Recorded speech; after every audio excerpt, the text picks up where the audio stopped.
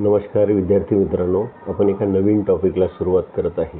त्या टॉपिकचं नाव आहे भाषा. हे टॉपिक आहे मित्रांनो. भाषा म्हणजे काय ते आपण या ठिकाणी पाहणार. भाषा पाहत असताना आपल्याला सगळ्यात महत्त्वाचं म्हणजे भाषा हा जो शब्द आहे, भाषा हा शब्द आहे संस्कृतमधील भाष या धातूपासून बनलेला आहे. संस्कृतमधील भाष या धातूपासून बनलेला आहे आणि त्याचा अर्थ आहे बोलणे. त्याचा अर्थ आहे बोलणे. म्हणजे भाषा कशाला म्हणतात तर बोलण्याच्या व्यवहाराला भाषा म्हटले जाते. बोलण्याचा व्यवहार करणे म्हणजे भाषा. दुसरी व्याख्या सांगता येईल आपल्याला भाषेच्या संदर्भात, ते म्हणजे भाषा हे संवादाचे माध्यम आहे किंवा साधन आहे. भाषा काय आहे? संवादाचे माध्यम किंवा साधन म्हणून आपल्याला भाषेचा उल्लेख करता येईल. आणि भाषेच्या संदर्भात दुसरी व्याख्या म्हणजे भाषा हे बोलणारा आणि ऐकणारा यांच्यामध्ये विचार, भावना, कल्पना आणि अनुभव व्यक्त करण्याचे साधन आहे. विचार, भावना, कल्पना आणि अनुभव व्यक्त करण्याचे काय साधन आहे. जसं मी बोलत आहे, तुम्ही ऐकत आहे, यामध्ये एक साधन किंवा माध्यम म्हणून या ठिकाणी भाषा काय करत आहे? आपल्यामध्ये काम करत आहे. मी माझे विचार, माझ्या कल्पना, माझ्या भावना, माझे अनुभव तुमच्यासोबत शेअर करतो. ते शेअर करण्यासाठी मी भाषा या माध्यमाचा काय करत आहे? वापर करत आहे. हे आपल्याला भाषेच्या संदर्भात याची व्याख्या सांगता येईल. मित्रांनो, इथे पुढे आहे, भाषा हे नदीच्या प्रवाहाप्रमाणे असते. कशाप्रमाणे असते? नदीच्या प्रवाहाप्रमाणे. ज्याप्रमाणे नदीचा प्रवाह स्थळ आणि काळानुसार बदलत जातो. तुम्ही जर पाहिली एखादी नदी तर तुम्ही पहा त्या नदीचं स्थळ हे बदलत जाते, तसे ती नदीचा आकारसुद्धा बदलत जातो. जसं त्या नदीचा काळ बदलत जातो तसं नदीचे प्रवाह देखील काय होत जातात? बदलत जातात. म्हणजे नदीच्या काळानुसार आणि स्थळानुसार त्यांचे प्रवाहसुद्धा काय जातात? बदलत जातात. त्याचप्रमाणे भाषेचं आहे. भाषा ही एका नदीच्या प्रवाहाप्रमाणे आहे. ती स्थळ आणि काळानुसार काय होत जाते? बदलत जाते. हे आपल्याला भाषेच्या संदर्भात म्हणता येईल. दुसरं म्हणजे आपण मित्रांनो या ठिकाणी भाषेचे प्रकार पाहणार आहे. काय पाहणार आहे? भाषेचे प्रकार आपल्याला पाहायचे आहे. त्यामध्ये आपण भाषेचे प्रकार पाहत असताना आपल्याला काही महत्त्वाचे भाषेचे प्रकार पाहायचे आहे. तर त्यामध्ये आपण प्रमुख 2 प्रकार सांगतो भाषेचे. किती सांगतो? प्रमुख 2 प्रकार. एक आहे नैसर्गिक भाषा आणि दुसरा आहे कृत्रिम भाषा. हे 2 प्रकार सांगायचे, एक नैसर्गिक आणि एक कृत्रिम. नैसर्गिक भाषेलाच आपण स्वाभाविक भाषा म्हणतो. कोणती भाषा? स्वाभाविक भाषा. स्वाभाविक भाषा म्हटल्या जाते. आणि कृत्रिम भाषेला सांकेतिक भाषा म्हणतात. कोणती? सांकेतिक भाषा. सांकेतिक भाषा म्हणतात. ठीक आहे. तर आपण जनरली नैसर्गिक जी भाषा आहे ते पशुपक्ष्यांची जी भाषा आहे किंवा प्राण्यांची जी भाषा आहे तिला आपण नैसर्गिक भाषा म्हणतो. आणि कृत्रिम भाषा म्हणजे सांकेतिक भाषा जी आहे ते मानव प्राण्याची जी भाषा सांगतो ते आपण या ठिकाणी कृत्रिम भाषा सांगतो. तर मित्रांनो, थोडक्यात सांगायचं म्हणजे नैसर्गिक भाषा कशी? तर जे भाषेमध्ये संकेत हे जन्मतः व्यक्त केले जातात, भाषेचे संकेत जर जन्मतः व्यक्त केले जात असेल तर त्याला नैसर्गिक भाषा म्हणायचं आहे. आणि भाषेचे जे संकेत हे जर ठरून व्यक्त केले जात असेल तर त्याला कृत्रिम भाषा म्हणायचं आहे. उदाहरणार्थ पशुपक्ष्यांची जी भाषा आहे ही काही ठरून नसते. त्यांचे हे जन्मजात संकेत असतात. जसं चिमणी जी आहे चिवचिव करते तर तिचं संकेत हा जन्मजात असतो. म्हणजे तुम्ही कुठली अमेरिकेची चिमणी घ्या की भारतातली चिमणी घ्या, त्यांचे व्यक्त करण्याचे जे नैसर्गिक संकेत आहेत ते जन्मजात प्राप्त झालेले आहेत त्यांना. म्हणून त्यांची जी भाषा आहे ती नैसर्गिक भाषा आहे. मानव सोडून सगळ्या प्राण्यांची, पक्ष्यांची जी भाषा आहे ती नैसर्गिक आहे. त्यांचे हावभावसुद्धा कसे असतात? हे नैसर्गिक असतात. परंतु मानव प्राण्याची जी भाषा आहे ती आपल्याला कृत्रिम दिसते. त्याचं कारण असं आहे मित्रांनो, आपण पहा आपल्या जगामध्ये आपण अनेक भाषा पाहतो. त्याचं कारण आहे की प्रत्येकाने ह्या भाषा ज्या आहे आपल्या बोलण्यातून विकसित केलेल्या आहे. म्हणजे भाषेचे संकेत त्यांनी आधी ठरवले आणि त्या ठरवण्यानुसार त्यांची भाषा काय झाली, निर्माण झाली आहे. म्हणजे हे कृत्रिम आहे, मानवनिर्मित भाषा आहे.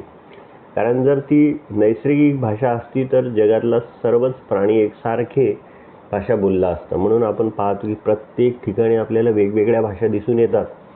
जसं आपल्याला येण्याची कृती दाखवायची असेल, येणारा दाखवायचा असेल तर आपण तो येत आहे म्हणतो, म्हणजे तो मराठीत म्हणतो. आणि इंग्लिशमध्ये आपण त्यालाच येण्याच्या कृतीला कम म्हणतो. म्हणजे आपल्याला असं दिसून येते की हे जे कृत्रिम भाषा आहे ही मानव प्राण्याच्या भाषा आपल्याला सांगता येईल.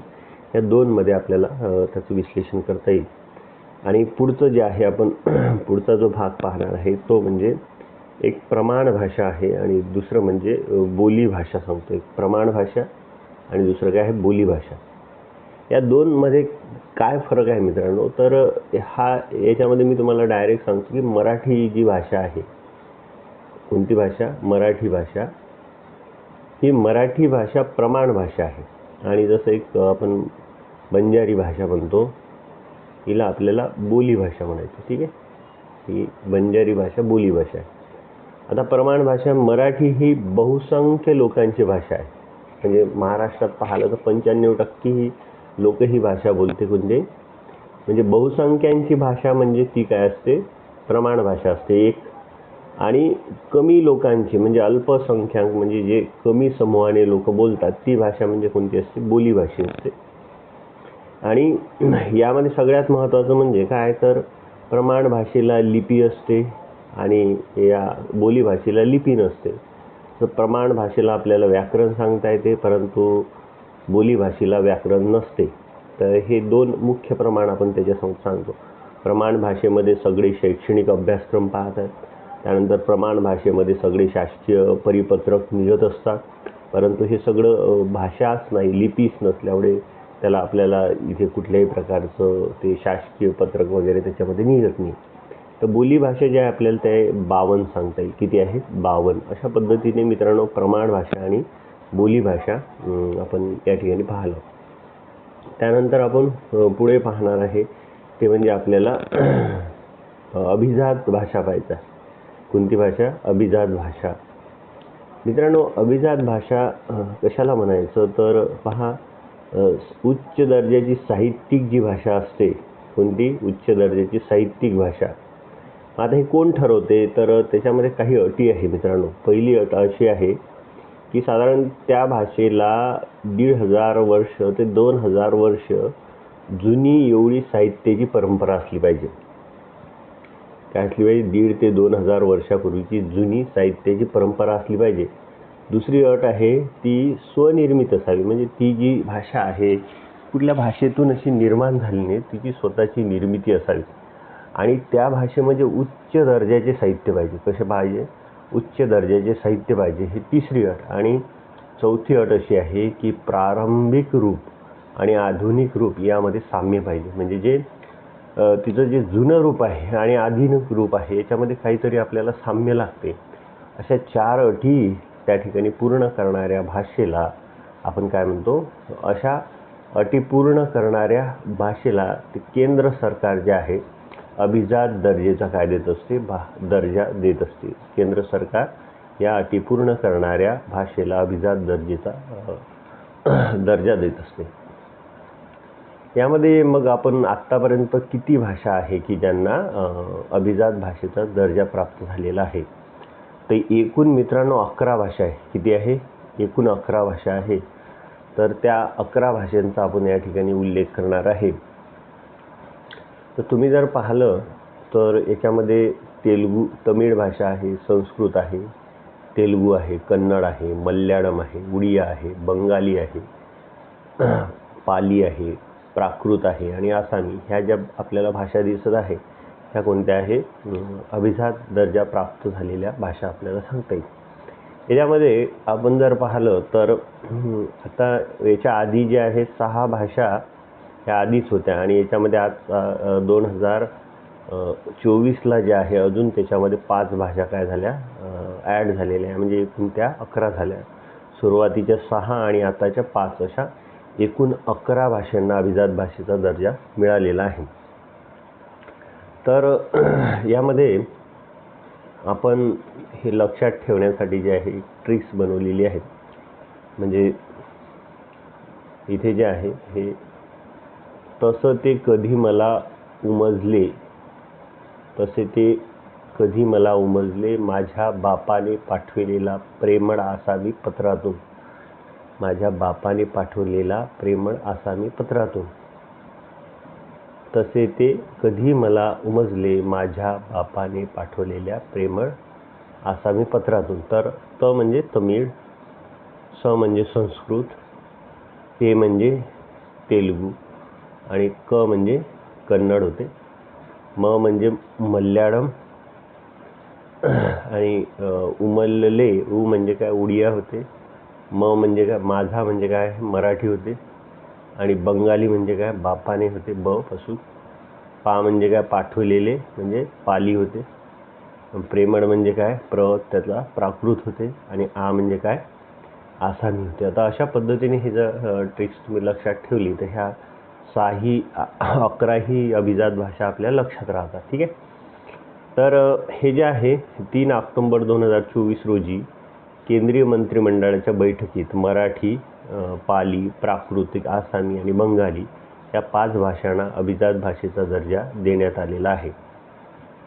पापा आम बघितले हे शॉर्ट फॉर्म लक्षात ठेवायचं आहे याच्यात. म्हणजे हे 2024 मध्ये पापा आम बघितले. पा म्हणजे काय पाली, पा म्हणजे प्राकृत, आम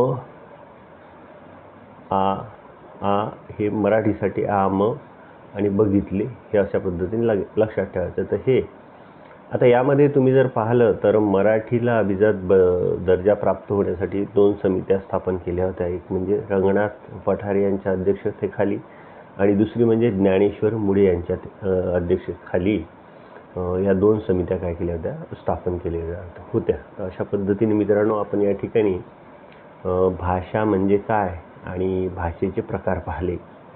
ठीक आहे. तर अशा पद्धतीने आपण हे टॉपिक कव्हर केलं आणि इथे आपण थांबू.